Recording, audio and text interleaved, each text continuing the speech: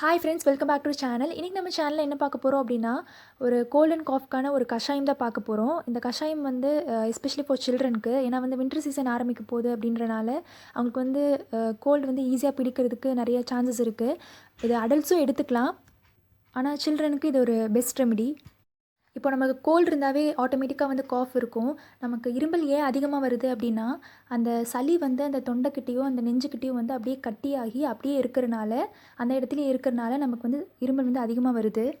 இப்போது கோல்டு இருக்கும்போது வந்து சில பேர்னால பேசக்கூட முடியாது. ஏன்னா அந்த சளி வந்து மேலே வந்து வந்து அவங்கள வந்து டிஸ்டர்ப் பண்ணிட்டே இருக்கும், பேச விட.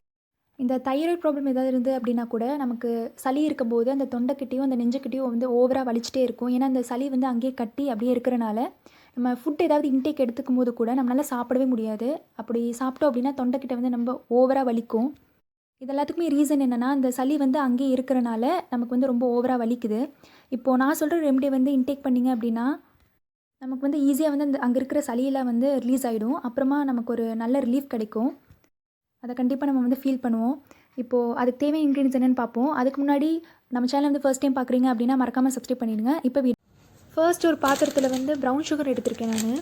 உங்களுக்கு ப்ரௌன் சுகர் பிடிக்காது அப்படின்னா அதுக்கு பதிலாக வந்து பனவெல்லம் எடுத்துக்கலாம், இல்லைனா வந்து தேன் கூட ஆட் பண்ணிக்கலாம், இல்லைனா வந்து கருப்பட்டி கூட ஆட் பண்ணிக்கலாம். அது உங்களோட விஷ் தான், எது எடுத்தாலும் பிரச்சனை இல்லை. ப்ளஸ் அது கூட ஒரு 4-5 துளசி லீவ்ஸ் ஆட் பண்ணிக்கலாம். ப்ளஸ் கற்பூரவல்லி லீவ்ஸ் இருக்கு இல்லையா, அதுவும் கூட ஆட் பண்ணிக்கலாம். ஒருவேளை உங்களுக்கு கற்பூரவல்லி லீவ்ஸ் கிடைக்கல அப்படின்னா ஓமம் இருக்குது இல்லைங்களா, அது கூட ஆட் பண்ணிக்கலாம். ஒரு 1/2 ஸ்பூன் ஆட் பண்ணிக்கலாம். ப்ளஸ் ஒரு 1.5 டம்ளர் தண்ணி.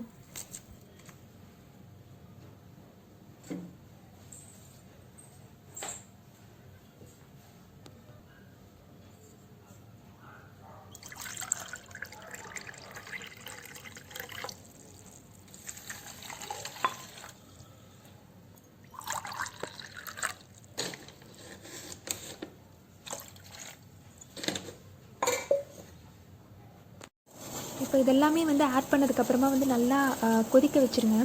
ஒரு சிம்மில் வச்சு ஒரு 5 to 10 மினிட்ஸ் நல்லா கொதிக்க வச்சுருங்க. அது 5 to 10 மினிட்ஸ்க்குள்ளேயே வந்து நல்லா கொதி வந்துடும். இப்போ நம்ம 2 டம்ளர் தண்ணி எடுத்தோம் அப்படின்னா 1 டம்ளர் ஆகிற வரைக்கும் நம்ம வந்து நல்லா கொதிக்க வச்சதுக்கப்புறமா ஃபில்ட்ரு பண்ணிக்கலாம். இப்போ நம்ம கொதிக்க வைக்கும்போது டக்குன்னு வந்து 5 மினிட்ஸ்லேயே வந்து டக்குன்னு எடுத்துடக்கூடாது. ஒரு 5 to 10 மினிட்ஸ் நல்லா விட்டுறணும்.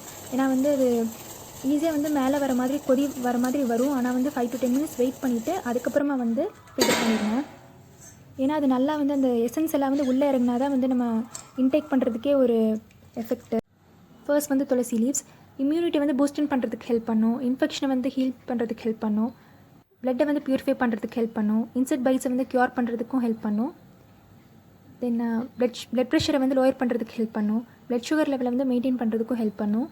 தென் சளினால் வந்து அந்த த்ரோட் பெயினை வந்து க்யூர் பண்ணுறதுக்கும் ஹெல்ப் பண்ணும். நெக்ஸ்ட் கற்பூரவல்லி. இதுதான் வந்து கோல்ட் அண்ட் காஃப்க்கு வந்து ரொம்ப முக்கியமான ஒரு இன்க்ரீடியண்ட்டு. ஃபீவர்னால் வந்து ஹெட்டேக், பாடி பெயின் அதெல்லாம் வந்து க்யூர் பண்ணுறதுக்கு நல்லாவே ஹெல்ப் பண்ணும். தென் காஃப், கோல்டு, சோர் த்ரோட் அந்த மாதிரி ப்ராப்ளம்ஸ் எதாவது இருந்தது அப்படின்னா அதையும் வந்து க்யூர் பண்ணுறதுக்கு ஹெல்ப் பண்ணும். இதில் ஆன்டி ஆக்சிடென்ட்ஸ் அதிகமாக இருக்கிறனாலையும் இதுவும் வந்து இம்யூனிட்டி வந்து பூஸ்டன் பண்ணுறதுக்கு ஹெல்ப் பண்ணும். தென் மலேரியா ஃபீவர் ஏதாவது இருந்தது அப்படின்னா அதை வந்து ரெடியூஸ் பண்ணுறதுக்கும் ஹெல்ப் பண்ணும். நமக்கு வந்து பாடியில் வந்து ஏதாவது புண்ணு ஏதாவது இருந்தது அப்படின்னா இந்த லீவ்ஸை வந்து அரைச்சி அந்த புண்ணு மேலே வச்சோம் அப்படின்னா அந்த ரெட்னஸ் அப்புறமா வந்து வீக்கோ அதெல்லாம் வந்து க்யூர் ஆகிறதுக்கு நல்லாவே ஹெல்ப் பண்ணும். கற்பூரவல்லி லீவ்ஸ் கிடைக்கல அப்படின்னா ஓமம் எடுத்துக்க சொன்னேன் இல்லையா, அது வந்து ஒரு நல்ல பெயின் ரிலீஃபர். ப்ளஸ் வெயிட் லாஸ் பண்ணுறதுக்கு நல்லாவே ஹெல்ப் பண்ணும். கொலஸ்ட்ரால் லெவலை வந்து கண்ட்ரோலில் வச்சு வெயிட் லாஸ் பண்ணுறதுக்கு நல்லாவே ஹெல்ப் பண்ணும். இது நம்ம எடுத்துக்கிட்டதுக்கப்புறமா இன்ஸ்டண்ட்டாக வந்து நமக்கு ரிலீஃப் கிடைக்காது, கொஞ்சம் டைம் எடுக்கும். டைம் எடுத்ததுக்கப்புறமா கண்டிப்பாக வந்து ரிலீஃப் கிடைக்கும். சளியெலாம் கூட வெளியே வந்துடும். அடல்ட்ஸாக இருந்தீங்க அப்படின்னா பெர் டேக்கு 2 போதும்.